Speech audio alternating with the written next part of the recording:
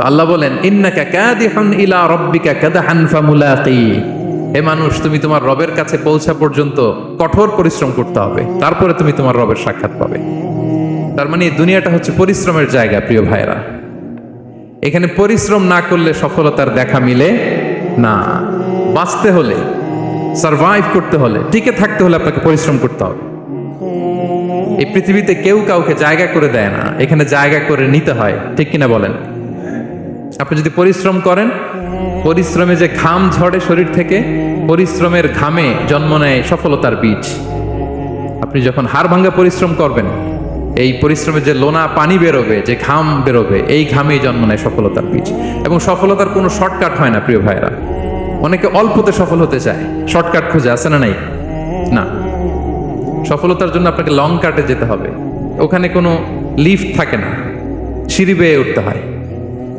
অনেকে চায় যে সফলতার লিফটে উঠবো, সুইচ চাপবো, সাকসেসফুল ইন লাইফ। না, এত সহজ না, আপনাকে সিঁড়ি বেয়ে উঠতে হবে। তাহলে পরিশ্রমের কোনো বিকল্প নেই। এই দুনিয়াটা হচ্ছে পরিশ্রমের জায়গা, সংগ্রামের জায়গা। আপনি সফল হতে হলে আপনাকে পরিশ্রম করতে হবে, করতেই হবে। আর পরিশ্রমে কোনো লজ্জা নেই। আমি বিভিন্ন আমার আলোচনায় বলি, কাজে লজ্জা নেই। কিসে লজ্জা নেই? আওয়াজ করে বলুন সবাই। কাজে লজ্জা নেই। লজ্জা হচ্ছে অলসতায়, লজ্জা হচ্ছে হাত পাতায়, লজ্জা হচ্ছে অকর্মণ্যতায়। কাজে লজ্জা আছে? লজ্জা কিসে বলেন সবাই? লজ্জা হচ্ছে অলসতায়, অকর্মণ্যতায়। যারা কাজ না করে ফুটানি মারে, ওইটাতে লজ্জা। অনেকে আছে ফুটানি মারে, আছে না নাই? কাজ করে না, সব ফুটানি, এই ফুটানিতে লজ্জা। কিন্তু পরিশ্রমে কোনো লজ্জা নেই। এজন্য আল্লাহ তাআলা বললেন, ইয়া আইয়ুহাল ইনসান ইন্নাকা কাদিহুন ইলা রাব্বিকা কাদহান ফামুলাকি। হে মানুষ, তোমার রবের কাছে পৌঁছা পর্যন্ত তোমাকে পরিশ্রম করতে হবে। হাড় ভাঙা পরিশ্রম করে আমার কাছে আসতে হবে, তবেই সফলতা মিলবে। অন্য আয়াতে আল্লাহ তাআলা বলছেন, লাকাদ খালাকনাল ইনসানা ফি কাবাদ। নিশ্চয়ই মানুষকে আমি কষ্ট এবং পরিশ্রম নির্ভর করে তৈরি করেছি। এই পৃথিবীতে টিকে থাকতে হলে তাকে পরিশ্রম করতে হয়, কষ্ট করতে হয়। এবং দুনিয়ার এই সাইকেলটা যদি দেখেন, দিন এবং রাতের যে সাইকেল, রাতকে আল্লাহ বানিয়েছেন ঘুমের জন্য, রেস্ট নেওয়ার জন্য, বিশ্রামের জন্য। আর দিনকে আল্লাহ বানিয়েছেন কর্মচঞ্চল করে, কাজের জন্য। দিনের মধ্যে কর্মস্পৃহা আছে। আল্লাহ তাআলা সূরা নাবাতে বলছেন, ওয়াজআলনান নাহারা মাআশা। আমি দিনকে বানিয়েছি কর্মচঞ্চল। দিনে আপনি কাজ করবেন, হাড় ভাঙা পরিশ্রম করবেন, তবেই সফলতা ধরা দিবে। ঠিক কিনা বলেন? তাহলে প্রথমে আমরা জানলাম এই পৃথিবীতে পরিশ্রম করতেই হবে, পরিশ্রমের কোনো বিকল্প নেই। সফল হতে চাইলে কি করতে হবে? আওয়াজ করে বলবেন, কি করতে হবে? এবং ইসলাম এই পরিশ্রমকে উৎসাহিত করে। পরিশ্রমের মাধ্যমে যে ইনকাম, এটাকে উৎসাহিত করে। বিষ্ণু ঈসা ইসলাম বলেন, মা আকালা আহাদুন তুআমান কাত্তু খায়রান আইয়াকুলা মিন আমালি ইয়াদাই।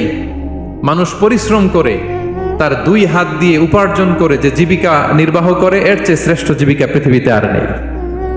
আল্লাহু আকবার। আপনারা যারা কষ্ট করে ঘাম ঝরিয়ে উপার্জন করেন, এই পৃথিবীতে এর চেয়ে শ্রেষ্ঠ উপার্জন আর হতে পারে? পরিশ্রম করে ঘাম ঝরিয়ে আপনি যে রিজিক এর বন্দোবস্ত আপনার হয়, এই খাবারের চেয়ে শ্রেষ্ঠ খাবার পৃথিবীতে হতে পারে? এরপর বিষ্ণু ঈসা ইসলাম বললেন, ওয়া ইন্না নাবিয়াল্লাহি দাউদ আলাইহিস সালাম কানা ইয়াকুলু মিন আমালি ইয়াদিহি। আল্লাহর নবী দাউদ আলাইহিস সালাম তিনি নিজ হাতের উপার্জন থেকে খেতেন। সুবহানাল্লাহি বিহামদি। তিনি আর্মর বানাতেন, যুদ্ধাস্ত্র। তিনি বর্ম বানাতেন, নিজ হাতে বর্ম বানিয়ে, যুদ্ধাস্ত্র বানিয়ে বিক্রি করে সেটা দিয়ে জীবিকা নির্বাহ করতেন। আল্লাহু আকবার। তাহলে পরিশ্রমের কোনো বিকল্প নেই। শ্রমের মাধ্যমে যে উপার্জন, এটা শ্রেষ্ঠ উপার্জন। তাই শ্রমজীবী যারা আছেন, মনক্ষুণ্ণ হবেন না, মন ছোট করবেন না। You are the super hero, you are the super hero, you are the remittance fighter of our country. এজন্য রাস্তা দিয়ে যখন হাঁটবেন, বুক ফুলিয়ে হাঁটবেন, আর বস্তা ভরে টাকা নিয়ে দেশে ফিরবেন। ঠিক কিনা বলেন? বুক ফুলিয়ে হাঁটতে হবে। এজন্য আমি আমার প্রিয় মাতৃভূমি বাংলাদেশের গভর্নমেন্টকে অনুরোধ করবো, আমাদের শ্রমজীবী ভাইদের যাতে সুবিধা হয়, এই ব্যবস্থা আপনাদের করতে হবে। বিনীত অনুরোধ রাখবো।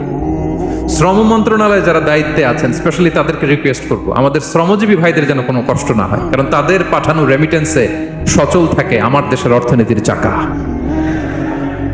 তারা ভালো থাকলে ভালো থাকবে বাংলাদেশ। Very simple. ঠিক কিনা বলেন? আমার যে ভাইটা পরিচ্ছন্নতা কর্মী, রাস্তা ক্লিন করে, এয়ারপোর্টে ওয়াশরুম ক্লিন করে, একজন পরিচ্ছন্নতা কর্মী, তারও 20 থেকে 30,000 টাকা বাংলাদেশে ঢোকে প্রতি মাসে। আপনি চিন্তা করতে পারেন? হ্যাঁ, 6টা মাস যদি রেমিটেন্স বন্ধ হয়, শ্রীলঙ্কার চেয়েও খারাপ অবস্থায় বাংলাদেশে চলে যাবে। Just only 6 months. ভয়ঙ্কর অবস্থা হবে বাংলাদেশে। এটা আল্লাহর পক্ষ থেকে একটা স্পেশাল রাহমা, মার্সি এন্ড ব্লেসিংস, যে আমাদের রিজিকের তাগিদায় সারা বিশ্বে যে কাজ করতে হয়, আমরা কাজ করি আর দেশে টাকা পাঠাই, আর সচল থাকে আমার দেশের অর্থনীতির চাকা। আলহামদুলিল্লাহ পড়েন। সো বাংলাদেশের গভর্নমেন্টকে আমি বিনীত অনুরোধ জানাবো, শ্রম মন্ত্রণালয়কে অনুরোধ জানাবো, এয়ারপোর্ট অথরিটিকে অনুরোধ জানাবো, আমার শ্রমজীবী ভাইদের সাথে ভালো আচরণ করুন, তাদের সাথে কোঅপারেট করুন। বিশেষ করে যতগুলো দূতাবাস আছে সারা বিশ্বে, বাংলাদেশের যে মিশনগুলো, দূতাবাসগুলো, আমার শ্রমজীবী ভাইদের যে কোনো কাজকে অগ্রাধিকার ভিত্তিতে আপনারা সার্ভিস দিন। এটা দিতেই হবে, ঠিক কিনা বলেন? তারা ভালো থাকলে ভালো থাকবে বাংলাদেশ। তো এই জন্য শ্রমের কোনো বিকল্প নাই। নিজ হাতে উপার্জিত অর্থ, নিজ হাতে উপার্জিত কামাই, এটা শ্রেষ্ঠ কামাই। তো আলহামদুলিল্লাহ আজকের অডিয়েন্সের মধ্যে শ্রমজীবী ভাইয়েরা বেশি। আলহামদুলিল্লাহ পড়েন। এটা আমাদের সৌভাগ্য। এই যে বাংলাদেশে এখন চাকরি নাই, চাকরির বাজার মন্দা, মাস্টার্স পাশ করে বেকার টোটো কোম্পানির ম্যানেজার, এরকম আছে না নাই? তার বিপরীতে আল্লাহ তাআলা আপনাদেরকে মালয়েশিয়া নিয়ে আসছে। প্রতি মাসে আপনি টাকা পাঠান, আলহামদুলিল্লাহ। আপনি বাংলাদেশের যে উন্নয়ন, বাংলাদেশের যে ডেভেলপমেন্ট, এই যে স্মার্ট বাংলাদেশ বলে বলে মন্ত্রীরা মুখে ফেনা তুলে ফেলে, এটার গর্বিত অংশীদার আপনি, ঠিক কিনা বলেন? আপনি গর্বিত অংশীদার। You are the contributor, you are the real contributor. আপনার অবদানে বাংলাদেশ আজকে সচল, আলহামদুলিল্লাহ। সো মন ছোট করার কোনো সুযোগ নেই। নিজ হাতে উপার্জিত কামাই, এটা পৃথিবীর শ্রেষ্ঠ কামাই, আলহামদুলিল্লাহ। পরিশ্রমের মাধ্যমে যে উপার্জন, এটাকে ইসলাম আমাদেরকে উৎসাহিত করে। শুধু নামাজ, রোজা, জিকির এগুলো নিয়ে ইসলাম আমাদেরকে পড়ে থাকতে বলেনি। কোরআনিক অর্ডার হচ্ছে আপনার নামাজ শেষ, আপনি বেরিয়ে পড়বেন, কাজে বেরিয়ে যাবেন। ফাইদা কুদিয়াতিস সালাতু ফান্তাশিরু ফিল আরদি ওয়াবতাগু মিন ফাদলিল্লাহ। বিধানটা কার বলুন? আওয়াজ করে বলুন, বিধানটা কার? এটা কোরআনিক ভার্ডিক্ট, কোরআনের বিধান। নামাজ শেষ, গোল হয়ে বসে জিকির করতে বলা নাই আল্লাহ। আল্লাহ বলেছে ফান্তাশিরু ফিল আরদ ওয়াবতাগু মিন ফাদলিল্লাহ, জমিনে ছড়িয়ে পড়ো, আল্লাহ রিজিক তালাশ করো। নামাজ শেষ, বেরিয়ে যাবেন। কৃষক চলে যাবে মাঠে,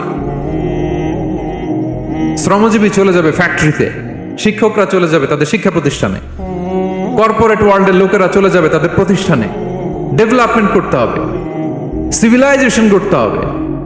নামাজের পরে গোল হয়ে বসে থাকা চলবে না। কি ব্যালেন্স দেখেছেন ইসলাম?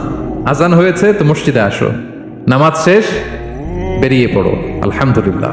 কি ভারসাম্যপূর্ণ ইসলাম। ফাইদা কুদিয়াতিস সালাতু ফান্তাশিরু ফিল আরদ, যখন সালাত শেষ জমিনে ছড়িয়ে পড়ো, আল্লাহ রিজিক অন্বেষণ করো।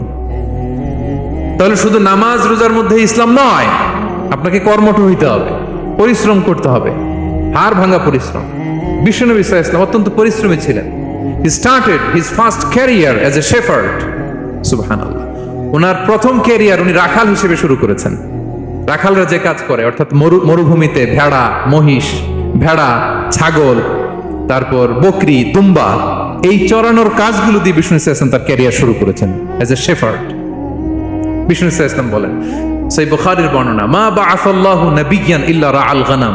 আল্লাহ তাআলা এই পৃথিবীতে এমন কোন নবী পাঠায় নাই যে নবীরা ছাগল চড়ায় নাই। সুবহানাল্লাহ পড়বেন না? সাহাবারা বললেন, ওয়া আনতা ইয়া রাসূলুল্লাহ, হে আল্লাহর নবী, আপনিও ছাগল চড়িয়েছেন? বিষ্ণু সাল্লাল্লাহু আলাইহি ওয়াসাল্লাম বললেন, নাআম, আমিও ছাগল চড়িয়েছি। ওয়া কুনতু আরআহা আলা কারারিত লি আহলি মক্কা, আমি অল্প কিছু মজুরির বিনিময়ে, অল্প কিছু টাকার বিনিময়ে, সামান্য কিছু পারিশ্রমিকের বিনিময়ে মক্কার লোকদের ছাগল চড়িয়ে দিতাম। সুবহানাল্লাহ পড়েন। ছাগল হচ্ছে খুব টেরা প্রাণী, ডানে টানলে বায়ে যায়, বায়ে টানলে ডানে যায়। তাদেরকে একসাথে করা এজ এ শেফার্ড, এটা মরুভূমিতে খুব কষ্টের কাজ। আল্লাহ তাআলা প্রত্যেক নবীকে দিয়ে ছাগল চড়িয়েছেন যাতে করে কিছুদিন পরে নবীরা মানুষ চড়াতে পারে। সুবহানাল্লাহ। আল্লাহ বুঝাতে চাইলেন, এখন ছাগল চড়াও, এদের উপর যদি কন্ট্রোল নিতে পারো তাহলে মানব জাতির উপর কন্ট্রোল নিতে পারবো। আল্লাহু আকবার। এজন্য প্রত্যেকটা নবীকে দিয়ে, সহিহ বুখারীর বর্ণনা, মা বাআসাল্লাহু নাবিয়্যান ইল্লা রাআল গানাম, আল্লাহ পৃথিবীতে এমন কোন নবী পাঠায় নাই যেই নবীকে দিয়ে আল্লাহ ছাগল চড়ায় নাই। তো বিষ্ণু ইসলাম ছাগল চড়িয়েছেন, অত্যন্ত সুঠাম দেহী ছিলেন, কর্মঠ ছিলেন। তার মানে বিষ্ণু ইসলামও পরিশ্রম করে উপার্জন করেছেন, ঠিক কিনা? ছাগল চড়াতেন, তার বিনিময়ে সামান্য কিছু পারিশ্রমিক নিতেন, মজুরি নিতেন, এতে লজ্জা নাই। এজন্য এই কথা দিয়ে শুরু করেছে যে কাজে লজ্জা নেই। এই তো বিষ্ণু ইসলামের ক্যারিয়ার গেল। আমরা যদি সাহাবাদের জীবনী দেখি, ওনারাও পরিশ্রমী ছিলেন। কেউ খেজুর বাগানে কাজ করতেন, কেউ কৃষি কাজ করতেন, কেউ বাজারে ব্যবসা করতেন, কেউ বসে থাকেন নাই। হাড় ভাঙ্গা পরিশ্রম করেছেন প্রত্যেকটা সাহাবা। তারা আমাদের মডেল, তারা আমাদের সুপার হিরো, তারা আমাদের আইকন, ঠিক কিনা? নবীরা আমাদের মডেল, সাহাবারা আমাদের মডেল। বিষ্ণু ইসলাম কর্মঠ ছিলেন, ওনার সাহাবার অত্যন্ত কর্মঠ ছিল। কেউ বসে থাকতেন না, পরিশ্রম করতেন, হাড় ভাঙ্গা পরিশ্রম করতেন, উপার্জন করতেন। তারা আমাদের জন্য প্রেরণার বাতিঘর। অনেক সাহাবাদের বায়োগ্রাফি থেকে আপনাদেরকে ঘটনা শেয়ার করা যাবে। আমি একজন সাহাবার জীবনী শোনাবো আপনাদেরকে। আব্দুর রহমান ইবনে আউফ রাদিয়াল্লাহু তাআলা আনহু। 10 জন জান্নাতের, দুনিয়াতে বসে যে 10 জন সাহাবা জান্নাতের সুসংবাদ পেয়েছেন, তাদের মধ্যে একজন, আলহামদুলিল্লাহ বলেন। আব্দুর রহমান ইবনে আউফ রাদিয়াল্লাহু তাআলা আনহু প্রথম 8 জন মক্কায় যারা কালিমা পড়ে মুসলমান হয়েছে তাদের একজন। তার স্ট্যাটাসটাকে জেনে নেন। তো তিনি যখন মক্কা থেকে হিজরত করে মদিনায় গেলেন, মনে রাখবেন মক্কা থেকে যে সাহাবার বাড়ি ঘর ছেড়ে হিজরত করেছে তাদেরকে বলে মহাজির, মানে হিজরতকারী সাহাবা। আর মদিনাতে যে সমস্ত সাহাবারা তাদেরকে রিসিভ করেছেন তাদেরকে বলে আল আনসার, মানে সাহায্যকারী সাহাবা। তো যারাই হিজরত করে মক্কা থেকে মদিনায় যেত, বিষ্ণু ইসলাম মদিনার কোন সাহাবীর সাথে তার ভাই পাতিয়ে দিতেন, আল মুআখাত, ব্রাদারহুড করে দিতেন, দায়িত্ব দিতেন যে তুমি এই সাহাবীকে দেখবে। তো আব্দুর রহমান ইবনে আউফ রাদিয়াল্লাহু তাআলা আনহু যখন হিজরত করে গেলেন, তার দেখভাল করার জন্য যে সাহাবীর দায়িত্ব পড়ল তার নাম হচ্ছে সাআদ ইবনে রাবী', আনসারী সাহাবী রাদিয়াল্লাহু তাআলা আনহু। বিষ্ণু বললেন, সাআদ, আব্দুর রহমান ইবনে আউফ তোমার ভাই। ভাই বানিয়ে দিলেন। কি বানিয়ে দিলেন? তুমি তাকে টেক কেয়ার করবে, সে হবে তোমার মেহমান। সুবহানাল্লাহ। সাআদ ইবনে রাবী' রাদিয়াল্লাহু তাআলা আনহু তিনি আব্দুর রহমান ইবনে আউফকে ডেকে নিয়ে গেলেন, ঘরে নিয়ে গেলেন মেহমানকে, এবং বললেন, ইয়া সাআদ ইন্নী আকসারুল আনসারি মালান। হে সাআদ, তুমি চিন্তা করো না, তুমি মনে করো না যে তোমার ভরণ পোষণ দিতে আমার কষ্ট হবে। আমি মদিনার সবচাইতে বড় বিজনেস ম্যাগনেট, সবচাইতে বড় বিজনেস ম্যাগনেট আমি। No tension, don't worry about it. Tension নিও না, আসো, তোমার জন্য আমার কি প্রপোজাল শোনো। ফাআকসিমু লাকা নিসফা মালি, আমার যত সম্পদ আছে আমি অর্ধেক তোমার দিয়ে দিব। সুবহানাল্লাহ। এত আসতে আপনার বাড়িতে কেউ মেহমান হলে করতে পারবেন এরকম? আল্লাহ, কেমন প্রেরণার বাতিঘর তারা। ফাআকসিমু নিসফা মালি, হে আব্দুর রহমান ইবনে আউফ, আমার অর্ধেক সম্পদ তোমারে দিয়ে দিব। এখানেই শেষ না, এরপর বলতে লাগলেন, আমার অনেকগুলো স্ত্রী আছে, তুমি কোথায় যে মেয়ে খুঁজবা, প্রস্তাব দিবা, এত ঝামেলার দরকার নাই। আমার কোন স্ত্রীকে তোমার ভালো লাগে বলো, তার যদি তোমাকে ভালো লাগে তাহলে প্রয়োজনে তাকে আমি ডিভোর্স দিয়ে দিব, তাকে নিয়ে তুমি সুখের সংসার করবা। আল্লাহু আকবার, আল্লাহু আকবার। অর্ধেক সম্পদ দিয়ে দিব, আমার একাধিক স্ত্রী আছে, কাউকে যদি তোমার পছন্দ হয় এবং সেও যদি তোমাকে পছন্দ করে, প্রয়োজনে তাকে ডিভোর্স দিব। New life, new career, just go on. আমরা এই সুযোগ পেলে কি করতাম? সাথে সাথে অর্ধেক সম্পদ নিয়ে নিতাম, ঠিক কিনা? আব্দুর রহমান ইবনে আউফ প্রেরণার বাতিঘর। উনি কি করলেন? উনি বললেন, লা হাজাতা লি ফি যালিক। আমার ভাই, তুমি যে বলছো, এ সাআদ ইবনে রাবী, তুমি যে এত চমৎকার প্রপোজাল দিয়েছো, এতেই আমি খুশি। তোমার কোনো কিছুর আমার দরকার নাই। বারাকাল্লাহু লাকা ফি আহলিকা ওয়া মালিক, আল্লাহ তোমার সম্পদেও বরকত দেখ, আল্লাহ তোমার পরিবারেও বরকত দেখ। তবে একটা কষ্ট করতে হবে, সেটা কি? আব্দুর রহমান ইবনে আউফ বললেন, দুল্লানি ইলা সুক, just show me the way to market. মদিনার বাজারটা কোথায় এটা একটু দেখায় দাও। আমি নতুন মানুষ, পথঘাট চিনি না। দুল্লানি ইলা সুক, just show me the way to market of Medina. মদিনার বাজারটা কোন রাস্তা একটু দেখায় দাও। আল্লাহু আকবার। সাআদ ইবনে রাবী বললেন, এই তো মদিনার বাজার। উনি যে কিছু ঘি কিনলেন, পনির কিনলেন, কিনে বিক্রি করলেন, প্রফিট করলেন। ওই প্রফিট দিয়ে আরো বেশি করে কিনলেন, আবার বিক্রি করলেন, প্রফিট, আবার বিক্রি করলেন, প্রফিট। এই কেনা বেচা করতে করতে 1-2 মাসের মধ্যে উনি মদিনার one of the biggest business magnate হয়ে গেলেন। আল্লাহু আকবার। কি হাড় ভাঙ্গা পরিশ্রমই না তারা করেছেন।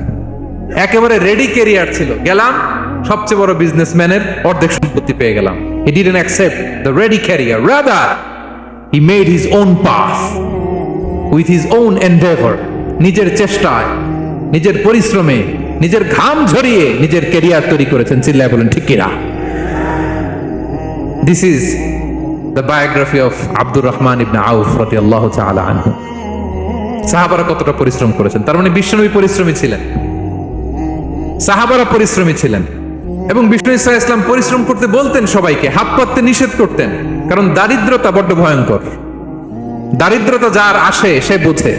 বাংলা একটা কথা আছে, অভাব যখন দরজায় এসে দাঁড়ায়, ভালোবাসা তখন, হ্যাঁ সবার মুখস্থ দেখছেন, অভাব যখন দরজায় এসে দাঁড়ায়, ভালোবাসা তখন জানলা দিয়ে পালায়। দারিদ্রতা ঈমান কেড়ে নেয়। আপনি পার্বত্য চট্টগ্রামের অবস্থা জানেন, আমাদের বাংলাদেশের পাহাড়ি এলাকার অবস্থা জানেন, ওখানে আমাদের গরিব মুসলিম ভাইদেরকে সামান্য কিছু টাকা পয়সা দিয়ে ওদেরকে খ্রিস্টান বানিয়ে ফেলতেছে মিশনারিগুলো। এই খবর তো আমরা রাখি না। দারিদ্রতা বড্ড ভয়ঙ্কর। এজন্য বিষ্ণু ইসা ইসলাম দারিদ্রতা থেকে আল্লাহর কাছে পানাহ চাইতেন। তিনি বলতেন, আল্লাহুম্মা ইন্নী আউযু বিকা মিনাল ফাকরি ওয়াল কিল্লাতি ওয়াদ-দিল্লা। ও আল্লাহ, I seek refuge with you from poverty, from insufficiency and humiliation. ও আল্লাহ, আমি তোমার কাছে দারিদ্রতা থেকে পানাহ চাই। ও আল্লাহ, আমি তোমার কাছে স্বল্পতা থেকে পানাহ চাই। ও আল্লাহ, আমি তোমার কাছে লাঞ্ছনা থেকে পানাহ চাই। পড়েন আমিন। এই দোয়াটা বেশি বেশি পড়বেন। আল্লাহুম্মা ইন্নী আউযু বিকা মিনাল ফাকরি ওয়াল কিল্লাতি ওয়াদ-দিল্লা। হে আল্লাহ, আমি দারিদ্রতা থেকে পানাহ চাই। আল্লাহ, স্বল্পতা থেকে পানাহ চাই। আল্লাহ, লাঞ্ছনা থেকে পানাহ চাই। সবাই পড়ুন আমিন। বিষ্ণু ইসা ইসলাম যে দোয়াগুলো শিখিয়েছেন, এগুলো হচ্ছে very precise in wording but comprehensive in meaning. শব্দে খুব ছোট, কিন্তু অর্থ মানুষের হৃদয়ে এটার আবেদন অনেক ব্যাপক, অনেক বেশি। আপনি সারাদিন মিলিয়েও দোয়ার মধ্যে এত সুন্দর প্রার্থনা বাক্য তৈরি করতে পারবেন না, কিন্তু বিষ্ণু ইসা ইসলাম এক বাক্যে যেটা চেয়েছেন গোটা দুনিয়াটা এর ভেতরে ঢুকে গিয়েছে। আল্লাহুম্মা ইন্নী আউযু বিকা মিনাল ফাকরি ওয়াল কিল্লাতি ওয়াদ-দিল্লা। আল্লাহ, দারিদ্রতা থেকে পানাহ চাই। বিষ্ণু ইসা ইসলাম নিজে স্বয়ং দারিদ্রতা থেকে পানাহ চাইতেন। তাহলে দারিদ্রতার সাথে আমাদের কোনো সম্পর্ক? আমরা পরিশ্রম করব, আমরা কাজ করে খাবো, কাজে কোনো লজ্জা নেই। লজ্জা অলসতায়। চিল্লায় বলেন ঠিক কিনা? এবং বিষ্ণু ইসা ইসলামের কাছে কেউ যদি হাত পাততো, যদি দেখতেন তার কাজ করার যোগ্যতা আছে, বিষ্ণু ইসা ইসলাম ভিক্ষা দিতেন না, কাজে উৎসাহিত করতেন, ভিক্ষাবৃত্তিকে অনুৎসাহিত করতেন। এক যুবক এসে হাত পাতলো, বিষ্ণু ইসা ইসলাম, আর কিছু দেন। নয় বললেন, তুমি তো শক্ত সামর্থ্য মানুষ, বাসায় কি আছে বলো। সে বলে, আমার বাড়িতে একটা পানি খাওয়ার জগ আছে আর একটা চাদর আছে। বিষ্ণু ইসা ইসলাম বললেন, নিয়ে আস। সে নিয়ে আস। এবার বিষ্ণু ইসা ইসলাম চাদর আর জগ দুইটা নিয়ে সাহাবাদেরকে বললেন, মাইয়াশতারি হাযাইন, কে কিনবে? অকশন চিনেন? অকশন, অকশনে কি করে? নিলামে দাম তোলে না? রাসূল সাল্লাল্লাহু আলাইহি ওয়াসাল্লাম তার চাদর আর জগটা নিলামে তুললেন। এই কে কিনবে? মাইয়াশতারি হাযাইন, মাইয়াশতারি হাযাইন। একজন বলল, ফাকাল রাজুল আনা আখিযুহুমা বিদিরহাম, ইয়া রাসূলুল্লাহ, আমি 1 দিরহামে কিনবো। কয় দিরহাম? বিষ্ণু বললেন, 1 দিরহাম, 1 দিরহাম, 1 দিরহাম। মানে এর চেয়ে কেউ বাড়াবে কিনা? মাইয়াজিদু আলা যালিক, এর চেয়ে বাড়ায় দিবা কে? আরেক সাহাবী বলল, ইয়া রাসূলুল্লাহ, আমি 2 দিরহামে কিনবো। 2 দিরহাম, 2 দিরহাম, 2 দিরহাম, আর বাড়ে না। বিষ্ণু ইসলাম তার কাছে 2 দিরহাম দিয়ে বিক্রি করে দিলেন। 2 দিরহাম নিয়ে যুবককে বললেন, নাও, এই 1 দিরহাম দিয়ে কিছু খাবার কিনে তোমার ফ্যামিলিকে দিয়ে আস। আরেক দিরহাম দিয়ে একটা কুঠার কিনে নিয়ে আস। তো যুবক কুঠার কিনে আনলো। ফাওয়াদাআ লাহু আর-রাসূল সাল্লাল্লাহু আলাইহি ওয়াসাল্লাম ইয়াদান, রাসূল সাল্লাল্লাহু আলাইহি ওয়াসাল্লাম নিজ হাতে ওই কুঠারের একটা হাতল লাগাই দিলেন কাঠের। শুধু কুঠার দিয়ে তো হবে না, একটা হাতল থাকতে হবে না? বিষ্ণু সাল্লাল্লাহু আলাইহি ওয়াসাল্লাম ওনার মোবারক হাতে, বরকতময় হাতে ওই কুঠারে একটা হাতল লাগাই দিলেন। এবার বললেন, যাও, 1 দিরহাম দিয়ে কুঠার, আরেক দিরহাম দিয়ে খাবার কিনে আনো। এই কুঠার দিয়ে জঙ্গলে যে কাঠ কেটে লাকড়ি বেচে জীবিকা নির্বাহ করো। সামনের 15 দিন আমার সামনে যেন তোমার ঘুরঘুর করতে না দেখি। এ বেচারা গেল, 1 দিরহাম দিয়ে ফ্যামিলিতে খাবার দিল, আর লাকড়ি নিয়ে কাঠ কাটতে না কাটতে কয়েকদিনের ব্যবধানে ও 10 দিরহাম কামায় ফেলছে। আস্তে আস্তে আস্তে আস্তে সে স্বাবলম্বী হয়ে গেল। এরপর একবার বিষ্ণু ইসা ইসলামের কাছে আসছে। বিষ্ণু ইসা ইসলাম তারে বলে, মানুষের কাছে হাত পাতার চেয়ে, দুয়ারে দুয়ারে ভিক্ষা করার চেয়ে তোমার মতো এরকম কাঠ কেটে, জঙ্গলে কাঠ কেটে বাজারে বিক্রি করা অনেক ভালো। আল্লাহু আকবার। এই হচ্ছে বিষ্ণু ইসা ইসলামের ক্যারেক্টারিস্টিক্স। তিনি ভিক্ষাবৃত্তিকে অনুৎসাহিত করতেন। এই যে গল্পটা, what is the moral of the story? কি শিখলাম? 1 নম্বর যেটা শিখলাম, তিনি কাজ করে খেতে উৎসাহিত করেছেন। চাইলেই বিষ্ণু ইসা ইসলাম ওই দুইটা জিনিস বিক্রি করে 2 দিরহাম দিয়ে বলতে পারতেন, যাও 2 দিরহাম দিয়ে খাবার কিনো। ওই বেলা খেয়ে রাতের বেলা আরেক দুয়ারে যে ভিক্ষা করতো, ঠিক কিনা বলেন? কথা বুঝতেছেন? 2 দিরহাম দিয়ে যদি খাবার কিনতো তো দুপুরে খেয়ে রাতে কি করতো? আবার হাত পাততো। সেটা করে নাই, কাজ করে খেতে উৎসাহিত করেছেন এবং স্থায়ী সমাধান করে দিয়েছেন। কারণ কাজই, কাজে কোনো ছোট বড় নাই। আছে? কাজে কোনো ছোট বড় আছে না। তাহলে ইসলাম আমাদেরকে পরিশ্রমী হতে শেখায়, কর্মমুখী হতে শেখায়। ইসলাম কতটা কর্মমুখী ধর্ম দেখেন। বিষ্ণু ইসলাম বলেন, ইন কামাতিস সাআ ওয়া ফি ইয়াদি আহাদিকুম ফাসিলা। কেউ যদি দেখে কিয়ামত হয়ে যাচ্ছে, কি হয়ে যাচ্ছে? সবাই বলুন। কেউ যদি দেখে কিয়ামত হয়ে যাচ্ছে আর তার হাতে একটা চারা বীজ আছে, গাছের চারা। কি আছে? গাছের চারা। সে গাছের চারা রোপণ করতে গেছিল, ওদিকে যায় দেখে কিয়ামত শুরু হয়ে গেছে। বিষ্ণুনবী বলেন, ফাইন ইসতাতাআ আন লা তাকুমা হাত্তা ইয়াগরিসাহা ফালইয়াগরিসহা। সে যদি পারে কিয়ামত হওয়ার আগেই ওটা রোপণ করে দিতে, সেজন্য তাড়াতাড়ি করে রোপণ করে দেয়। আল্লাহু আকবার। ইসলাম কতটা কর্মমুখী ধর্ম। কিয়ামত শুরু হয়েছে, বিষ্ণু বলেন তার উপর কিয়ামত আসার আগে সে যদি চান্স পায় চারা বীজটা যেন রোপণ করে দেয়। আর আমরা এখন আখিরুজ্জামান, দাজ্জাল আসবে, কিয়ামত হয়ে যাবে, 2025 সালেই হবে, এগুলো বলে কাজকর্ম সব বন্ধ করে দিচ্ছে। এরকম ডাকাইতে আছে না নাই? হ্যাঁ বলেন, আছে না নাই? তা আখিরুজ্জামান কি আপনারা এটা শিখায়, এই লেসন শিখায়? আখিরুজ্জামান আসবে, দাজ্জাল আসবে, তো আপনার সমস্যা কি? দাজ্জাল আসবে দেখেই তো আপনাকে বিজনেস করে এমন টাকা কামাইতে হবে যাতে করে দাজ্জাল আসলে আমি আমার অর্থ দিয়ে মুজাহিদিন ভাইদেরকে সহায়তা করতে পারি। দাজ্জাল আসবে তো আপনার প্রবলেম কি? আপনার বডি বিল্ডিং করতে হবে, আপনার ফ্যামিলিকে তারবিয়া দিতে হবে, আপনার সোসাইটিকে সমৃদ্ধ করতে হবে, আপনাকে সভ্যতার কারিগর হইতে হবে। আপনার সব কাজ আপনি আরো বাড়াই দিবেন দাজ্জালের প্রশ্ন আসলে। এখন দাজ্জাল আসবে, 25 সালেই আসবে, 26 সালেই কিয়ামত হবে। কি হবে ক্যারিয়ার দিয়ে? আর কি হবে ব্যবসা করে? এরকম আছে না নাই? এরকম করা যাবে? বিশ্বনবী কি বললেন? কিয়ামত হইতেছে, তুমি দেখতেছো চাক্ষুষ বিলা আয়ান, দেখতেছো কিয়ামত হইতেছে, আর তুমি গাছ লাগাইতে গেছিলা। যদি সুযোগ হয় কিয়ামত হওয়ার আগে আগে কি করো? গাছ লাগাও। সুবহানাল্লাহ পড়বেন না? প্রিয় ভাইয়েরা, আমরা যেন পরিশ্রমী হই, আমরা যেন কর্মঠ হই, আমরা যেন অলস না হই। বিষ্ণু ইসলাম অলসতা থেকে আল্লাহর কাছে পানাহ চাইতেন। আল্লাহ আমাদেরকে বোঝার তৌফিক দান করুক। আমরা পড়ি আমিন। আল্লাহর নবী সাল্লাল্লাহু আলাইহি ওয়াসাল্লাম শুধু পরিশ্রম করতে বলেছেন এমন নয়, তিনি পরিশ্রমীদেরকে পছন্দ করতেন। এক সাহাবীর সাথে তিনি মুসাফা করলেন, দেখলেন হাতটা বড্ড খসখসে, তিনি শ্রমজীবী সাহাবী। এটা যখন তিনি শুনতে পেলেন, তিনি পরম মমতায় আলতো করে ওই শ্রমিক সাহাবীর হাতে তিনি চুমু খেলেন। আল্লাহু আকবার। এবং ওনার আন্ডারে যারা কাজ করত তাদের সাথে বিষ্ণু ইসলামের যে আচরণ, ওনার যে শ্রমিক, ওনার যে খাদেম, তাদের সাথে বিষ্ণু ইসলামের যে ডিলিং শুনলে আপনি অবাক হয়ে যাবেন। আপনি কারো ব্যাপারে যদি রিয়েল ইনফরমেশন চান, আপনি কয়েকটা জায়গায় নক করতে হবে। 1 নাম্বার, ধরেন যে একজন বড় সাহেব, তার আসল তথ্য যদি চান তার বউকে জিজ্ঞেস করেন। কারা জিজ্ঞেস করবেন? ওয়াইফকে জিজ্ঞেস করবেন, স্ত্রীকে, আসল তথ্য পাবেন। 2 নাম্বার, তার বাড়ির দারোয়ানকে জিজ্ঞেস করবেন। কাকে? 3 নাম্বার, তার ঘরের কাজের বুয়া, সব জানে উনি, ওই কাজের বুয়া থেকে রিপোর্ট নেবেন, ঘরে যে কাজ করে। 4 নাম্বার, তার ড্রাইভার, দারোয়ান, কাজের বুয়া, ওয়াইফ, এদের কাছ থেকে যদি আপনি জিজ্ঞেস করেন, ফলের বিড়াল বেরিয়ে আসবে। ঠিক কিনা বলেন? তা আসেন বিষ্ণু ইসলামের যে খাদেম, কর্মচারী, তারা একটু জিজ্ঞেস করি বিষ্ণু ইসলামের আচরণ কেমন ছিল। বিষ্ণু ইসলামের খাদেমের নাম হচ্ছে আনাস রাদিয়াল্লাহু আনহু। আলহামদুলিল্লাহ, খাদিমুর রাসূলিল্লাহ, বিষ্ণু ইসলামের খাদেম। আসলে ওনাকে জিজ্ঞেস করি যে বিষ্ণু ইসলামের আচরণ কেমন ছিল। আনাস রাদিয়াল্লাহু তাআলা আনহু বলেন, খাদিমতুন নবিয়্যা 10 সিনিন, আমি বিষ্ণু ইসলামের 10 বছর খেদমত করেছি। 1-2 বছর না, 10 বছর বিষ্ণু ইসলামের খেদমতে আমি নিয়োজিত ছিলাম। ফামা ক্বালা লি লিমা সানা'তা ওয়ালা লিমা লা সানা'তা, 10 বছরের মধ্যে একদিনও কখনো বলে না, এ আনাস এটা কেন করলা, এই আনাস এমনটা কেন হলো, এটা কেন করলা না, একদিনের জন্য বলে নাই। কেন এটা করছো, কেন এটা করো নাই, এরকম কোনো প্রশ্ন আমাকে কোনোদিন করে নাই। সুবহানাল্লাহ। আনাস রাদিয়াল্লাহু তাআলা কি ভুল করেন নাই? করছেন। ছোট মানুষ তো, একেবারে ছোট বাচ্চা ছিলেন। ওনার আম্মা যখন আনাস রাদিয়াল্লাহু তাআলাকে নিয়ে আসছে, বিষ্ণু ইসলাম মক্কা থেকে হিজরত করে মদিনায় আসলেন, সবাই বিশ্বনবীকে ঘিরে ধরলো, সবাই বিশ্বনবীকে সালাম দেয়, মুসাফা করে, হাদিয়া দেয়। আনাসের মা চোখের পানি ছাড়ে, বিশ্বনবীর কাছে লজ্জায় এসে বলি, ইয়া রাসূলুল্লাহ, সবাই আপনাকে উপহার দেয়, সবাই আপনাকে হাদিয়া দেয়, আমি আপনারে কি হাদিয়া দেব? হাদিয়া দেওয়ার মতো কিছু নাই আমার এই কলিজার টুকরা আনাস ছাড়া, আমি আনাসকেই আপনারে হাদিয়া দিয়ে দিলাম।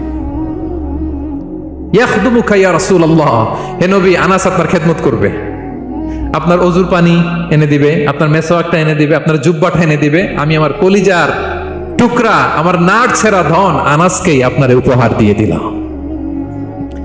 আনাস রাদিয়াল্লাহু তাআলা আনহু বিষ্ণু ইসলামের সাথে থাকতেন, অজুর পানি এনে দিতেন, জামা এনে দিতেন। বিষ্ণু বললেন, আনাস, আমার ওই জুব্বাটা নিয়ে আসো। ছোট্ট আনাস জুব্বা আনতে যে মদিনার বাচ্চারা খেলতেছে, আমাদের দেশে যে খেলে, কুতকুত খেলে, চারা খেলে, এইটা খেলে, সেইটা খেলে, ওই খেলাধুলা দেখে নবীর জামা আনার কথা উনি ভুলে গেলেন, বাচ্চাদের সাথে দাঁড়িয়ে খেলা দেখতে আরম্ভ করলেন। এখন সময় গড়িয়ে অনেক হয়ে গেল, আনাসও আসে না, জুব্বাও আসে না। ঘটনা কি? বিষ্ণু ইসলাম বললেন, যাই, নিজের জামা নিজে নিয়ে আসি। তো বের হলেন, যে দেখে সর্বনাশ, আনাসকে পাঠাইছি জুব্বা আনতে, আনাস দেখি এদিকে খেলার মধ্যে মগ্ন হয়ে আছে। বিষ্ণু ইসলাম কিছুই বললেন না, চুপ করে যে উনিও আনাসের পিছনে এভাবে দাঁড়িয়ে রইলেন, কিছুই বলে না। তো আনাস খেলা একবার এদিকে দেখে, একবার ওদিকে দেখে, একবার এদিকে ঘুরতে ঘুরতে হঠাৎ দেখে পিছনে কে? স্বয়ং বিশ্বনবী। আল্লাহ, বিশ্বনবীর দেখে তো আনাস রাদিয়াল্লাহু তাআলার কলিজাটা এখানে চলে আসছে ভয়। হায় হায়, আজকে খবর আছে, হায় হায়, আমার না জুব্বা আনতে বলছিল, আমি কি কাজ করলাম? ভয়ে আটকে উঠছে। বিষ্ণু ইসলাম ধমক দেয় নাই, পিট্টি দেয় নাই, কিছু করে নাই, শুধু একটা মুচকি হাসি দিয়েছে। আনাস রাদিয়াল্লাহু তাআলা আনহু বলে, বিশ্বনবীর সেই দিনের মুচকি হাসির শাসন মৃত্যুর আগ পর্যন্ত আমাকে সোজা রাস্তায় রেখেছে, আর ডানে বায়ে করি নাই কোনোদিন। তার মানে শাসন করতে জানলে ব্যাট মারা লাগে না, শাসন করতে জানলে গায়ে হাত তোলা লাগে না, শাসন করতে জানলে মুচকি হাসি দিয়েও শাসন করা যায়, ঠিক কিনা বলেন? বিশ্বনবীর মুচকি হাসির শাসন আনাস রাদিয়াল্লাহু তাআলা আনহুকে আজীবন সোজা রাস্তা রেখেছে। তাহলে শ্রমজীবীদেরকে বিষ্ণু ইসলাম কতটা সম্মান করতেন, শ্রদ্ধা করতেন, ভালোবাসতেন, বুঝতে পারছেন সবাই? প্রিয় ভাইয়েরা, লেবার রাইটস ইন ইসলাম, ইসলামী শ্রমিকের অধিকার। শ্রমিকদেরকে ইসলাম কমপক্ষে 7টা অধিকার দিয়েছে। কয়টা?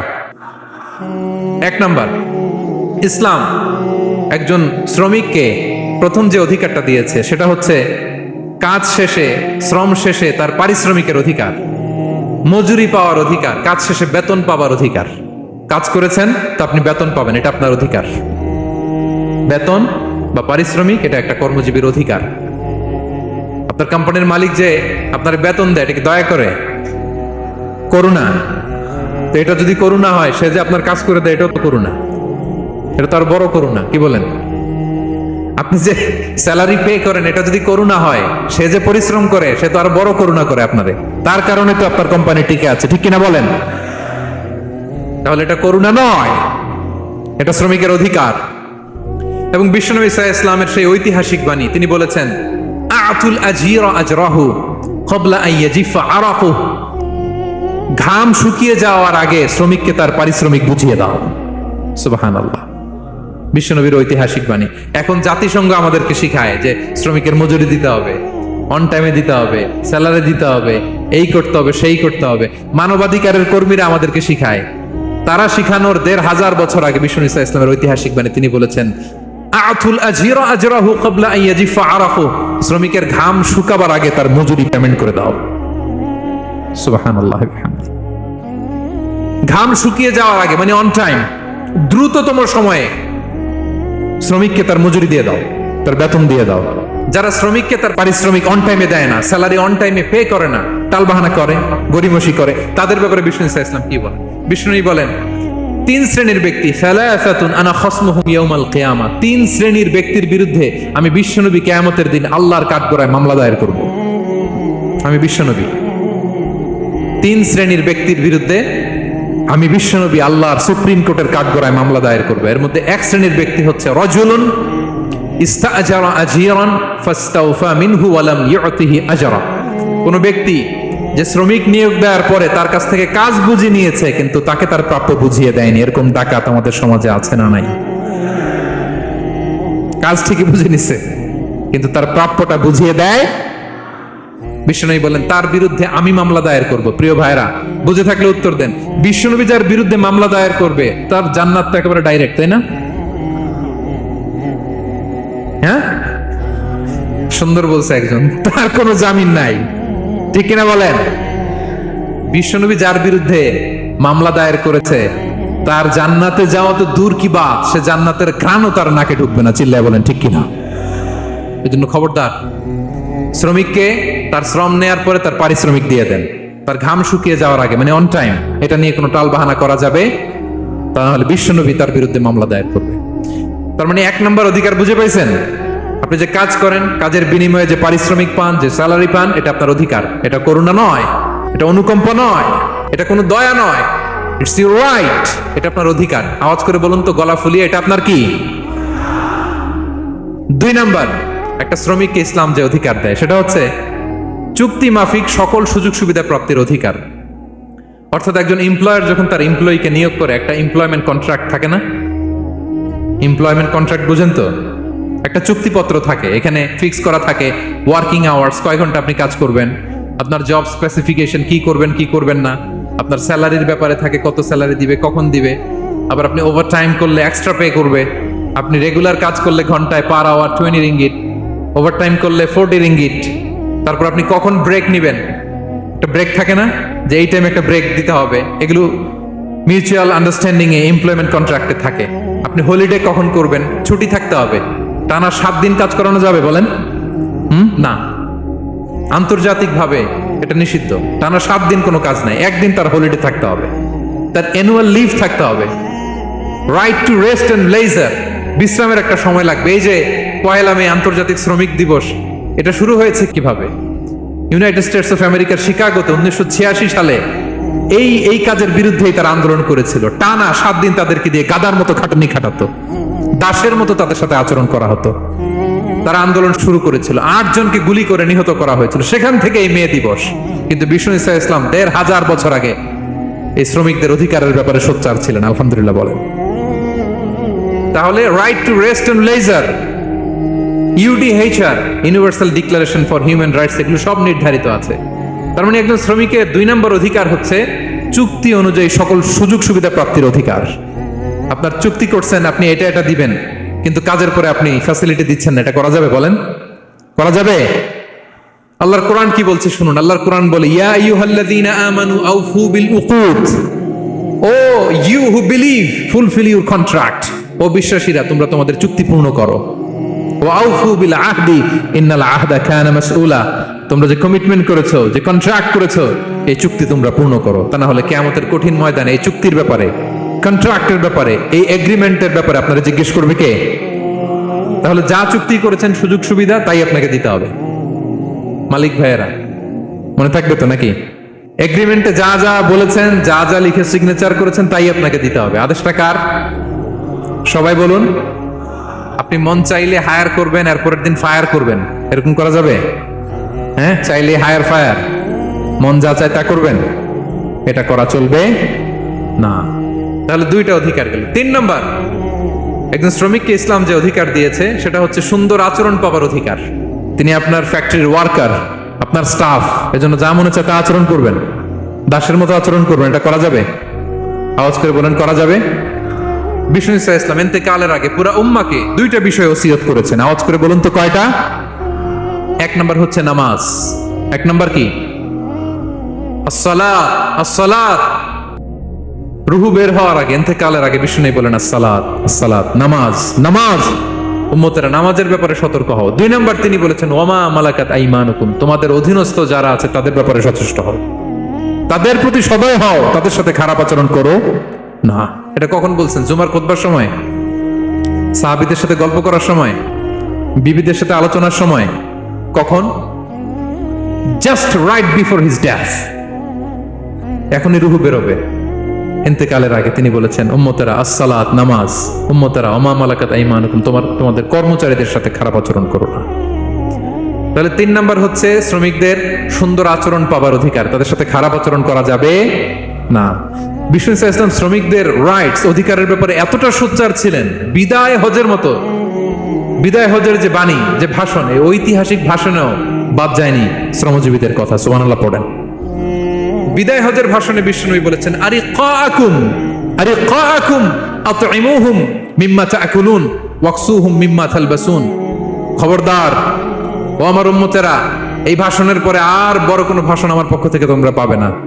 তোমাদের কর্মজীবী, তোমাদের শ্রমিক, তোমাদের ওয়ার্কার, তোমাদের স্টাফদের ব্যাপারে সাবধান থাকো। তোমরা যা খাবে তাদেরও তা খাওয়াবে, তোমরা যা পড়বে তাদেরও তা পড়তে দিবে, তাদের প্রতি তোমরা সদয় হবে। বিদায় হজের বাণিত বিষ্ণু ইসলাম আপনাদের কথা বলে নাই। আলহামদুলিল্লাহ পড়ে। কি রহমতের নবী ছিলেন, কি মায়ার নবী ছিলেন, শ্রমজীবীদেরকে বিষ্ণু ইসলাম এতটা ভালোবাসতেন। তাহলে 3 নাম্বার যে অধিকার ইসলাম একজন শ্রমিককে দেয় সেটা হচ্ছে সুন্দর আচরণ পাওয়ার অধিকার। দেখবেন যে মালিক বা যে এমপ্লয়ার ভালো আচরণ করে সব শ্রমিককে তাকে ভালোবাসে, তার জন্য দোয়া করে। আপনি মালিক হয়ে অসুস্থ, দেখবেন আপনার ওয়ার্কার গুলো জায়নামাজ বিছিয়ে সেজদায় পরে আপনার জন্য কাঁদে। এরকম আছে না নাই? মালিক হলে তো এরকম মালিক হইতে হবে, এমপ্লয়ার হলে তো এরকম হওয়া চাই, ঠিক কিনা বলেন? তাহলে আমরা শ্রমজীবীদের সাথে ভালো আচরণ করব, পারা যাবে তো ইনশাআল্লাহ?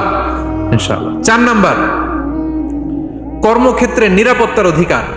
শ্রমজীবী ভাইদের যে ওয়ার্ক প্লেস আছে সেখানে তাদের নিরাপত্তা থাকতে হবে, সেফটি মেজারমেন্ট থাকতে হবে। অনেক জায়গায় দেখি আয়রন ফ্যাক্টরিগুলোতে যারা কাজ করে, আল্লাহু আকবার, আপনারা ভিডিও ক্লিপসে দেখবেন যে কি ভয়ঙ্কর সেখানকার অবস্থা। ডিহাইড্রেশন, এক একজন অসুস্থ হয়ে যায়। সেখানে তাদের পর্যাপ্ত পানির ব্যবস্থা নাই, এটা নাই সেটা নাই। এমন এমন ফ্যাক্টরিতে আমাদের অনেক ভাইরা কাজ করে, কেমিক্যাল ফ্যাক্টরি, মাস্কও নাই। এরকম ডাকাইতে আছে না নাই? কেমিক্যাল ফ্যাক্টরিতে যারা কাজ করবে এদেরকে মাস্ক দিতে হবে, এদেরকে হ্যান্ড গ্লাভস দিতে হবে। নির্মাণ শ্রমিক যারা আছে তাদেরকে হেলমেট দিতে হবে। প্রত্যেকটা ফ্যাক্টরিতে ফায়ার এক্সটিংগুইশার লাগবে, আগুন লাগলে অগ্নি নির্বাপক যে যন্ত্র, এগুলোর দরকার আছে না নাই বলেন? গাদার মতো ঢোকার জায়গা নাই, বেরোয়ার জায়গা নাই, সেফ এন্ট্রি নাই, সেফ এক্সিট নাই। হাজার হাজার মানুষ কাজ করে, আগুন লাগলে সব পুড়ে ছাই। এরকম হয় না? প্রিয় ভাইরা বলেন, আওয়াজ করে বলেন, হয় না এরকম? অহরহ আমরা দেখি বাংলাদেশে। অগ্নি নির্বাপক যন্ত্র নাই, না, এটা করা যাবে না। আগুন লাগলে কিভাবে আপনি আগুন নেভাবেন, কিভাবে তাদের সেফটি সিকিউরিটি এনশিওর করবেন, এগুলো সব আগে থেকে নির্ধারণ থাকতে হবে। তাহলে 4 নাম্বার হচ্ছে নিরাপত্তা অ্যাজ এ এমপ্লয়ার, এটা আপনাকে এনশিওর করতে হবে। 5 নাম্বারে সাধ্যের বাইরে কোনো কাজে বাধ্য না করার অধিকার। সাধ্যের বাইরে কিছু আপনি তার উপর চাপিয়ে দিতে পারবেন, এমন হেভি ওয়ার্কলোড দিতে পারবেন না যেটা তার শরীরে কুলায় না। এরকম ডাকাইতেছে যে পারে না, তারপরে তার উপর কাজ চাপিয়ে দেয়, আছে না নাই বলেন? বলেন। ওয়ার্কারের স্বাস্থ্যহানি হয়, অঙ্গহানি হয়, এবং এমন ছোট ছোট বাচ্চাদের দিয়ে কাজ করায়, শিশু শ্রম, এটা তো আইনত দণ্ডনীয় অপরাধ। এটা করা যাবে না। এগ্রিমেন্টে, চুক্তিতে আপনি যা করাবেন, যেভাবে করাবেন, যা চান সার্ভিস, ওইটাই করাইতে হবে। এবং আল্লাহর বিধান এটা, লা ইউকাল্লিফুল্লাহু নাফসান ইল্লা উসআহা। আল্লাহ সাধ্যের বাইরে বান্দার উপরও কোনো কিছু চাপিয়ে দেয় না। এটা samely applicable to the worker. বিষ্ণু ইসলাম বলেন, ওয়ালা ইউকাল্লাফু মিনাল আমালি ইল্লা মা ইউতিক। সাধ্যের বাইরে কোনো ওয়ার্কারকে অতিরিক্ত কোনো কাজ চাপিয়ে দেয়া যাবে না। ফাইন কাল্লাফাহু, যদি তাকে সাধ্যের বাইরে কোনো কাজ চাপিয়ে দিতে হয়, মা ইয়াগলিবুহু, যেটা তার জন্য কষ্ট হয়ে যায়, ফাল ইউইনহু আলাই, এই কাজে তাকে সাহায্য করতে হবে। মালিক হয়ে আপনার হাত লাগাতে হবে, অথবা এক্সট্রা ম্যান পাওয়ার নিতে হবে, ওয়ার্কফোর্স নিতে হবে। সুবহানাল্লাহ পড়েন। বিশ্বনবী মনে হচ্ছে যেন বর্তমান যে এই যে হাজার হাজার ফ্যাক্টরি, এই কলকারখানা, এই ওয়ার্কারদের দুর্দশাগুলো দেখে দেখে পয়েন্টে পয়েন্টে ধরে ধরে কথা বলেছেন। আল্লাহু আকবার। যদি সাধ্যের বাইরে কিছু চাপিয়ে দিতে হয় তাহলে তাকে সহায়তা করতে হবে। 5 নাম্বার শ্রমিকের অধিকার হচ্ছে সাধ্যের বাইরে কোনো কাজে বাধ্য না করার অধিকার। আপনি বাধ্য করতে পারবেন না। কটা গেল? 5টা। মাশাআল্লাহ, খুব মনোযোগী শ্রোতা। 6 নম্বরে শ্রমিকের উপর আল্লাহ যা যা ফরজ করেছেন তা আদায়ের অধিকার দিতে হবে আপনাকে। সালাতের সময় হলে তাকে নামাজ পড়তে দিতে হবে। নন মুসলিম হলে এটা ভিন্ন ইস্যু। তখন আপনি চেষ্টা করবেন একটা মুসলিম কোম্পানিতে যাওয়ার, মুসলিম মালিকের আন্ডারে যাওয়ার, অথবা তাদেরকে সবাই মিলে অ্যাপ্লিকেশন করে বুঝাবেন যে সামান্য ফরজ নামাজটুকু পড়ার অনুমতি, পারমিশন আমরা চাই। কিন্তু কোনো মুসলিম এমপ্লয়ার নামাজের জন্য বাধা দিতে পারবে না। রমজান মাসে রোজা রাখা শ্রমিকের জন্য ফরজ না, অনুমতি দিতে হবে। নারী কর্মীদেরকে, যারা নারী কর্মী আছে তাদেরকে পর্দার অনুমতি দিতে হবে, হিজাবের অনুমতি দিতে হবে। মালিক তো দূরের কথা, আমাদের বাংলাদেশে অনেক বিশ্ববিদ্যালয়ের শিক্ষকরাই অনুমতি দেয় না। এরকম ডাকাত শিক্ষক আছে না নাই? এরকম জালেম বাংলাদেশে আছে না নাই? ঢাকা বিশ্ববিদ্যালয় চিন্তা করা যায়, মুসলিমদের টাকা দিয়ে যে বিশ্ববিদ্যালয়, ওখানে আমার বোনেরা পর্দা করে যেতে পারে না, আমার মুসলিম বোনেরা হিজাব পড়তে পারে না, নেকাব পড়তে পারে না। এই অধিকার কি শিক্ষককে দেওয়া হয়েছে? কথা বলেন না, never. You never can do that. একটা রেগুলার ড্রেস কোড থাকবে, এটা সবাই মানবে। এটার উপরে দিয়ে সে চাদর পরবে না ওড়না পরবে না হেজাব পরবে না ব্লেজার পরবে, এটা নিয়ে নাক গলানোর ক্ষমতা কোনো শিক্ষকের নাই। চিল্লায় বলেন ঠিক কিনা? তাহলে আপনার কর্মস্থলে মুসলিম নারীরা যদি কাজ করে, নারী কর্মীদের জন্য পর্দার ব্যবস্থা করতে হবে, ঠিক কিনা বলেন?